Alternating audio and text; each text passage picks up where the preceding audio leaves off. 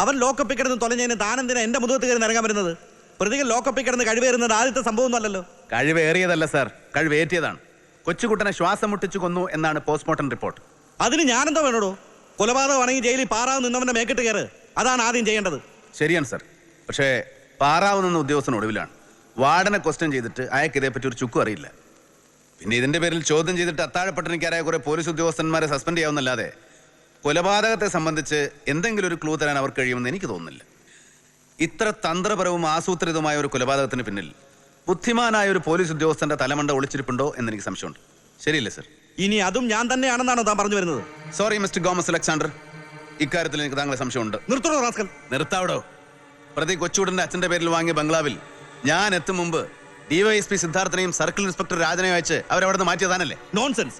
തന്റെ കൂടി ചമ്മടത്തിൽ ആര് പറഞ്ഞു? തന്റെ എത്തിൽ നിന്ന് കൊടുത്ത ആ വാലാട്ടിപ്പട്ടികൾ തന്നെ ഇനി നിഷേധിക്കാവോ? ചെറ്റത്തരം പറയുന്നോ? കേസ് അന്വേഷണത്തിന് ചുമതല കൈ കിട്ടിയെന്ന് വിചാരിച്ച് ആരോട് എന്തും പറയാമെന്ന് എന്തും ചെയ്യാമെന്നും കരുതരുത്. മുഖ്യമന്ത്രിയുടെ മോടെ ശീലയെ അടിപ്പാവടെ അലക്കി തേച്ച് കൊടുത്തതിന്റെ മിടുക്ക് മേലുദ്യോഗസ്ഥന്മാരുടെ പുറത്ത് കുതിര കയറാനുള്ള ലൈസൻസ് ആക്കി മാറ്റരുത്.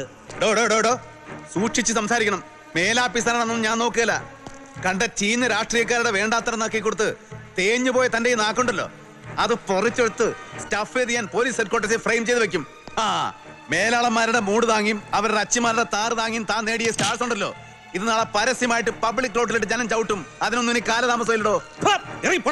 പോകാവിടോ, പോകാൻ തന്നെ വന്നത്. പക്ഷെ ഞാൻ വീണ്ടും തിരിച്ചു വരും. അന്ന് എന്റെ കയ്യിൽ തന്നെ പൂട്ടാനുള്ള വിലങ്ങുണ്ടായിരിക്കും.